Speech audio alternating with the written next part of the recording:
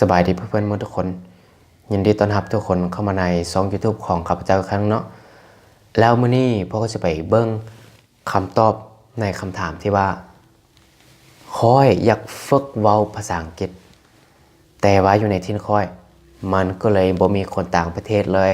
แล้วค่อยสิเฮ็ดแนวใดดีมื้อนี้เราจะไปเบิ่งเกี่ยวกับตัวนี้เนาะข้อที่1เจ้าต้องการมันแท้หรือบ่ต้องการเก่งภาษาอังกฤษแท้หรือบ่หรือว่าคำที่ตัวเองเว้าออกมาค่อยอยากเรียนภาษาอังกฤษอยากเว้าภาษาอังกฤษทุกมื้อแต่ว่าอยู่ในที่ค่อยมันบ่มีคนต่างประเทศคำเว้าตัวนี้เป็นเพียงแต่คำแก้ตัวให้ตัวเองบ่เรียนหรือบ่หรือว่าแม่นแท้ถามตัวเองเด้อว่าเฮาอยากได้แท้หรือบ่ถ้าว่าอยากได้แท้สิเฮ็ดแนวใดถ้าว่าเฮาบ่อยากได้แล้วไปเด้อถ้าว่าเฮาอยากได้ต้องพยายามแลกทุกอย่างที่เฮามีเพื่อให้ได้สิ่งนั้นมาถ้าว่าแลกเงินคำจะเป็นเรื่องยากแต่ว่าแลกเวลาจะเป็นเรื่องง่ายเวลาทุกคนมีคือกันแม่นบ่เทิงว่าค่อยจะเป็นคนที่บ่หั่งบ่มีแต่ว่าค่อยก็มี24ชั่วโมงคือกับเจ้าคือกันเวลาเฮามีคือกันแม่นบ่ต้องพยายามแลกเวลาไปเรียนเด้อบ่ต้องไปลิ้นบ่ต้องไปกินเหล้ากินเบียร์น้ำมูกคูหลายเกินไปฮอดเวลาที่เฮาฉลองหรือว่าเวลาดื่มจึงดื่มเวลาบ่ดื่มต้องมาเรียนให้ทุกคนเข้าใจในนี้บ่แม่นว่าทุกมื้อทุกคืนไปกินเหล้ากินเบียร์ทุกมื้อบ่ได้เด็ดขาดอ่ะถ้าว่าไผที่อยากเก่งยังเฮ็ดในนี้ก็คือบ่อยากเก่งแล้วบ่มีเวลาที่มาเรียนแม่นบ่เวลาส่วนหลายจะเอาไปลิ้นเสียเวลาตอนใดมาเรียนต้องพยายามแลกเวลาของตัวเองเด้อเพื่อให้ได้ความรู้ที่เราต้องการเด้อแล้วสิ่งที่ข้าพเจ้าแนะนำให้ไปเรียนนี่นะก็คือไปเบิ่งด้วยตัวเองเด้อแต่ว่าแนะนำให้มีสมาร์ทโฟนปัจจุบันนี้ส่วนหลายแล้วจะมีสมาร์ทโฟนแม่นบ่หรือว่าโทรศัพท์ทั่วไปนี่นะแต่ว่าโทรศัพท์เฮาต้องเป็นราคาประมาณ1ล้านเด้อประมาณ1ล้านนั้นเพราะว่ามันต้องเฮ็ดเวียกไวตัวต่ำกว่านั้นมันจะเฮ็ดเวียกช้าเด้อแล้วมันจะยากนี่นะแล้วให้ทุกคนไปเบิ่งอยู่ในอินเทอร์เน็ตโดยเฉพาะก็คืออยู่ใน YouTube ไปพิมพ์ว่า English for Beginner แล้วว่าไปพิมพ์เป็นภาษาไทยว่าภาษาอังกฤษสำหรับผู้เริ่มต้นมันก็ออกมาแม่นบ่หลายเด้อไปเรียนเป็นภาษาไทยหรือว่าไผที่เข้าใจภาษาอังกฤษแล้วไปเรียนเป็นภาษาอังกฤษก็ได้คือกันไปฝึกเว้าทุกมื้ออยู่ในนั่นแหละเขาเจ้าเว้าไปเว้าตามเขาเจ้ามันจะมีบทสนทนาอยู่ในนั้นเด้อเราไปเว้าตามเขาเจ้าที่ว่าเขาเจ้าเว้าว่า how are you เขาก็เว้าตามว่า how are you คือกันนะถ้าว่าเขาต้องการว่าฝึกภาษาอังกฤษนำคนต่างประเทศแล้วค่อยจึงฝึกถ้าว่าฝึกด้วยตัวเองแล้วบ่ฝึกจะบ่มีวันที่จะไปถึงจุดเป้าหมายเฮาเด้อต้องฝึกด้วยตัวเองฝึกเว้าด้วยตัวเองพยายามเว้าให้มันชัดเจนออกเสียงให้มันชัดเจนโฟกัสกับตัวนี้ให้หลายเด้อไปเบิ่งอยู่ใน YouTube หรือว่าอยู่ใน Play Store มันจะมีแอปเด้อแอปเป็นบทสนทนาเนี่ยนะพิมพ์ว่า English for Beginner มันก็ออกมาหรือว่า English Speaking มันก็ออกมาคือกันให้แต่ละคนไปซอกความรู้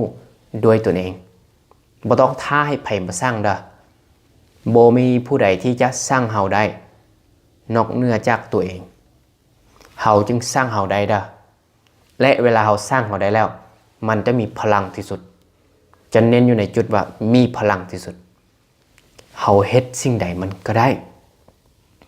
เพราะว่าเฮาบ่แม่นเฮ็ดมาจากคำสั่ง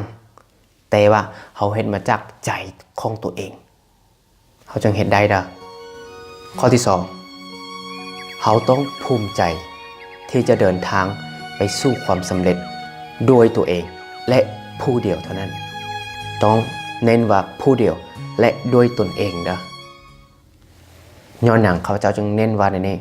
ตอนที่ข้าพเจ้ายังเรียนอยู่ม .4 เด้อแล้วตอนนั้น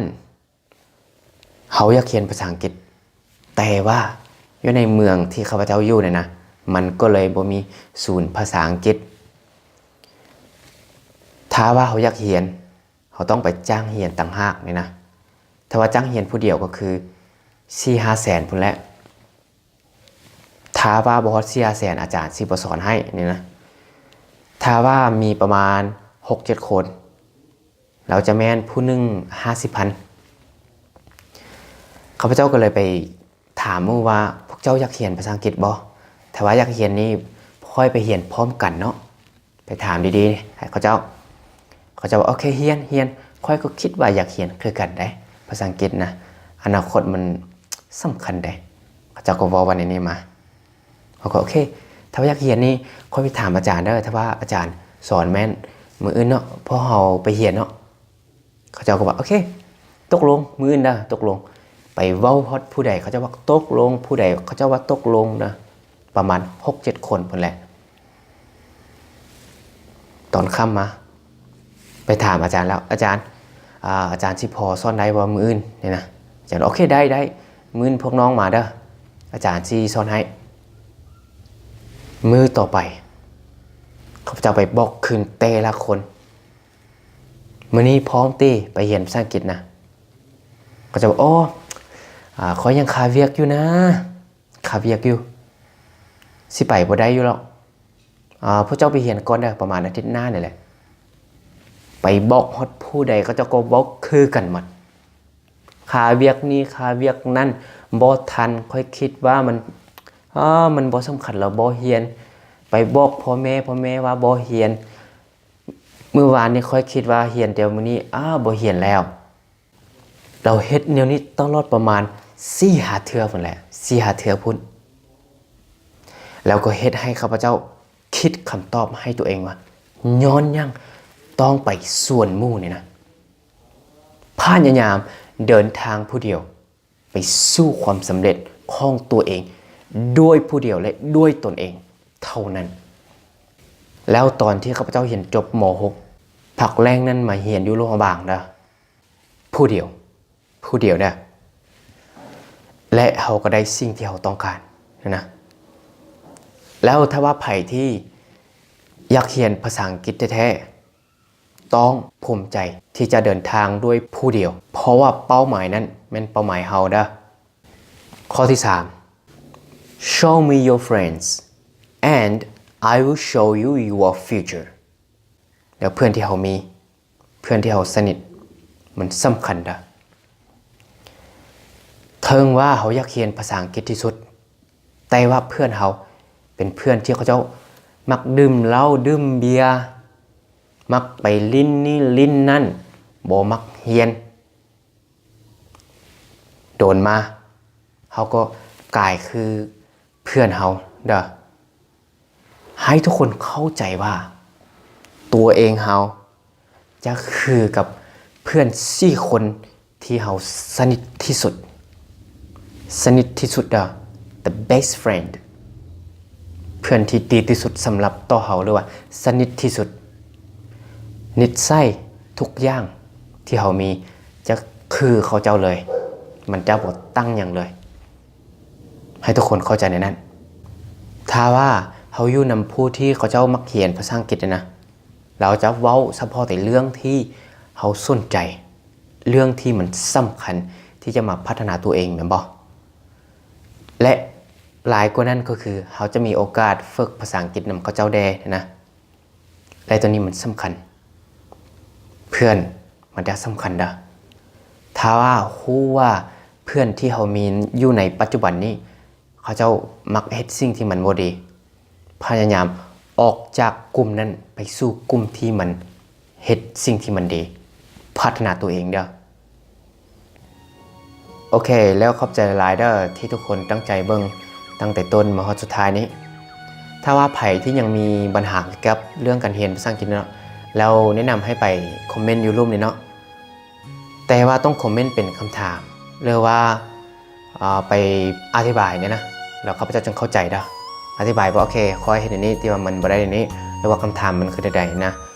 ถ้าว่าคำถามตัวใดที่มันดีแล้วข้าพเจ้าจะพยายามเฮ็ดวิดีโอให้ทุกคนเบิ่งในตอบถ้าว่าตัวใดที่เป็นคำถามที่ค่อนข้างเป็นเรื่องทั่วไป